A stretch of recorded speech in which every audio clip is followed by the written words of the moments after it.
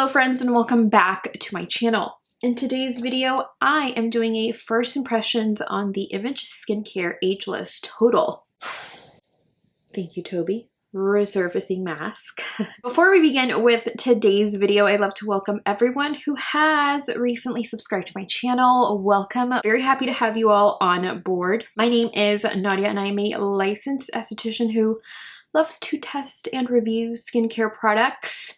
Feel free to add me on all of my other social media platforms. I will link those down below for you. Also, be sure that you hit that notification bell so that you are notified whenever there is a brand new upload. This is an antioxidant-rich exfoliating mask that improves the look of dull, textured skin. With the use of multiple exfoliating acids, this mask minimizes congestion and gives the skin a very luminous appearance after use. Image Skincare is a professional clinical brand with products formulated by physicians. You may find their products at imageskincare.com. You may also find them at Skinstore.com with my link below. You may also get a few coins off and also help to support my channel. This mask does retail for $37, making it $18.50 per ounce, as you do receive 2 ounces. The Image Ageless Total Resurfacing Mask is loaded with antioxidants, skin soothing, and exfoliating ingredients. We see glycolic acid, lactic acid, L-ascorbic acid, salicylic acid, and sodium hyaluronate. Glycolic acid is an alpha hydroxy acid that improves skin's texture, the look of fine lines and wrinkles, and it also helps to minimize sun damage. It's also got a smaller molecular size than lactic acid, which is also an alpha hydroxy acid, making this more suitable for my sensitive skin types. It is derived from milk and it's already present in the human body. Depending on its percentage and formulation, lactic acid has been shown to exfoliate, hydrate, and also brighten the skin. L-ascorbic acid is a form of vitamin C that has been shown to improve the signs of aging, and it also promotes an even tone. L-ascorbic acid is an antioxidant that also neutralizes environmental damage. I love that this product is paraben, phthalate, mineral oil, synthetic dye-free, and it's also cruelty-free and free of artificial fragrances. To use, you want to apply a thin layer on dry, cleansed skin. This morning before my test here, Toby and I went for a walk and it was a little cloudy out there, but I still wore my SPF, and I also cleansed my skin with the Kapari Tropical Glow Cleanser. This does contain pineapple and papaya enzymes and coconut water to hydrate and refresh the skin. So this is what I used on this skin. This is a very beautiful, very gentle cleanser, and I've really been reaching for it when my skin has been feeling a little sensitive, if you will. You want to leave it on for about 5 to 30 minutes, and depending on your skin's sensitivity level, of course. After 5 to 30 minutes, you want to wet your hands and massage the product over the skin for about 1 minute.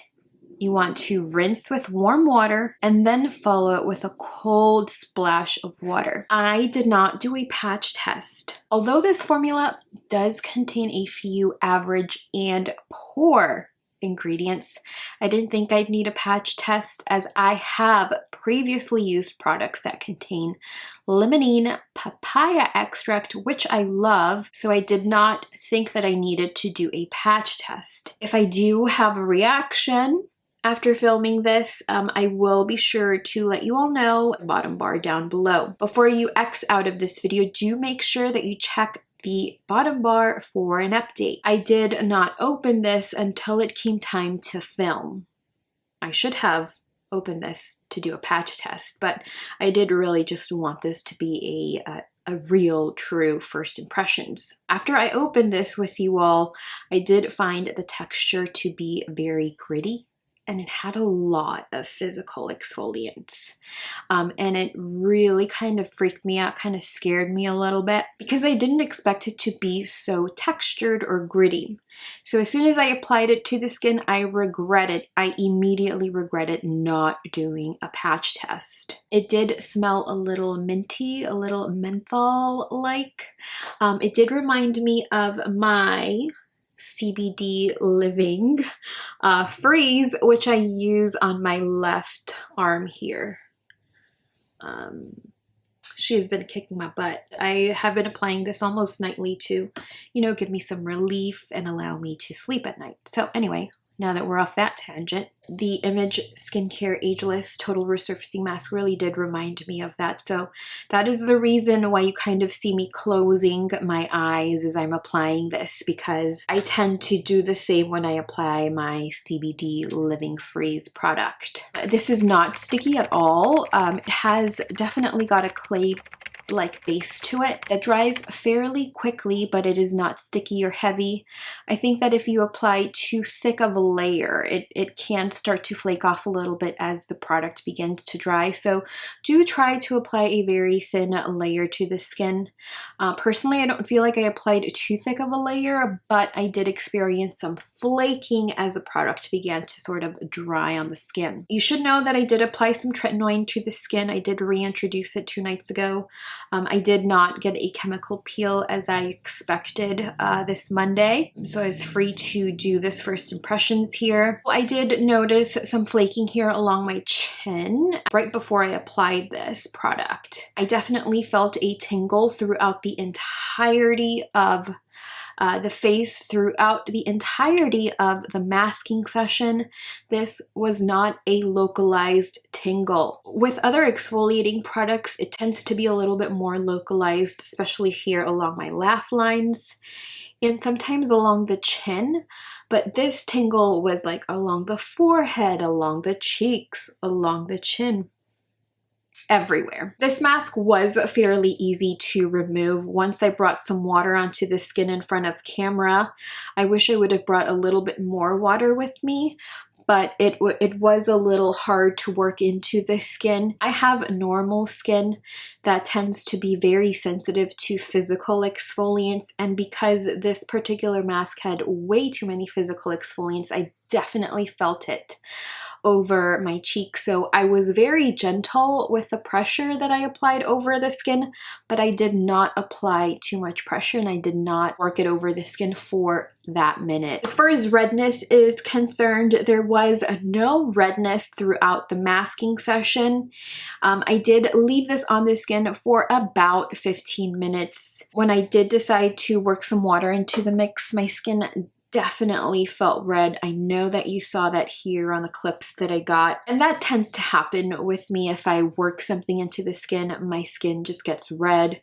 When I did get to the sink and applied more water, I did, again, like I mentioned, I did try to work it into the skin a little bit more, but I did not do it for the full minute as the product was just too kind of active, too tingly, and there were just too many physical exfoliants for my liking. After fully removing the product, my skin was still a little bit red and a little bit active. Removing the product was fairly easy, but there were just a lot of physical exfoliants. The skin now feels pretty good. I did film a couple of other things, so I did have to wash my skin again, but we are doing just fine. I did do a full skincare routine where I used Drunk Elephant Sweet Biome Sake Spray.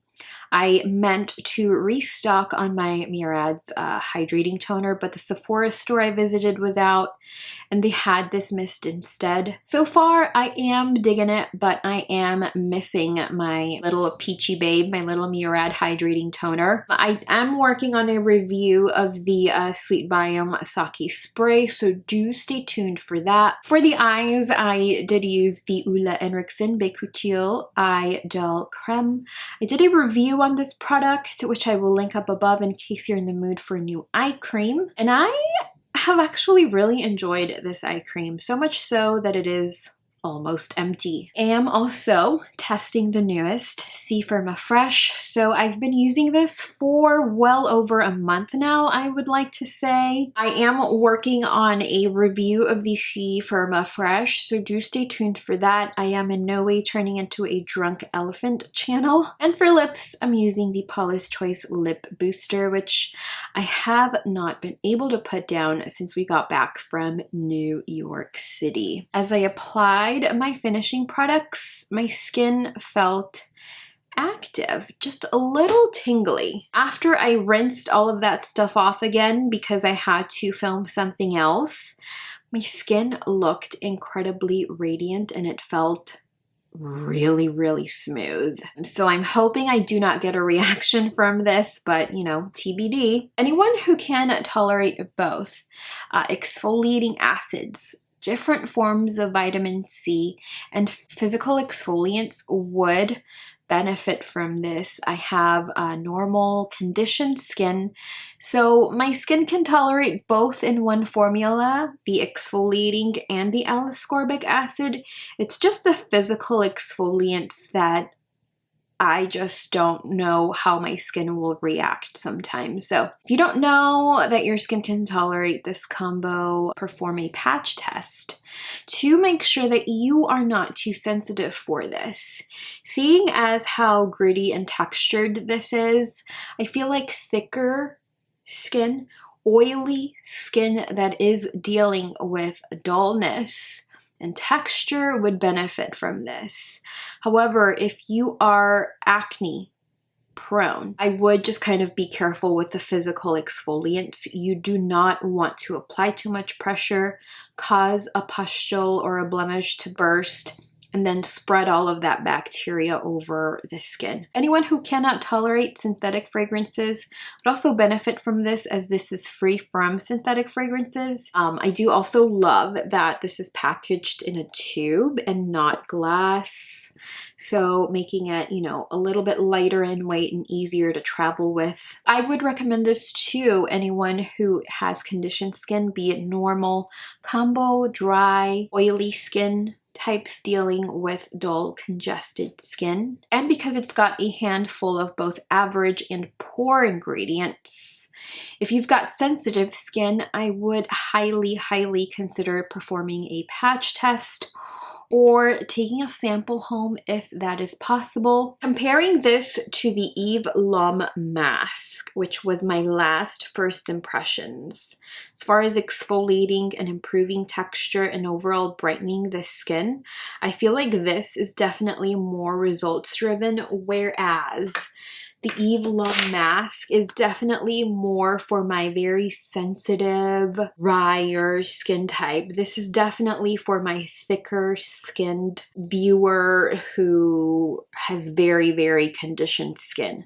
This is gonna get you results very quickly, but if you are using it on the wrong skin type, you are going to run into trouble. If you would like to see the Eve L'Homme Radiance Transforming Mask First Impressions, I will link that up above. This is definitely more nourishing, less abrasive on the skin, whereas this, you definitely have to use it on conditioned skin. As far as which one gave me the best results, I would say this. And this is definitely more gentle. I did want to give you all an update on this. I did use this as an overnight mask, and it just was not my favorite. I will say that. It's just too sticky for an overnight mask for me personally. I will say, however, that stickiness in a nighttime skincare product is a deal breaker for me. So this would be something I would use more as a, you know, wash off mask. As I did in my Eve L'Homme video, I will avoid giving you all a rating, as this is a first impressions video, and those first impressions, they often change. That is unless I'm extremely wowed by a particular product, or if I'm, you know, completely disappointed. I do just want to say that this is just very abrasive. I will try to update you all on this particular mask in a favorites video or in my annual favorites video, because we are getting, you know, close to that video as we are in October here. So I will continue to use this product, hopefully, you know, if I don't get a rash after filming this first impressions video. Thank you all so much for spending some time with me today. Be sure to hit the like button if you enjoyed today's video. Also, if you have yet to subscribe, be sure to subscribe and hit that notification bell, and I will see you all in my next video. Bye. I am digging this too. We are doing this today. We are doing this today. What a stressful day. As I did in my Eve Lom video,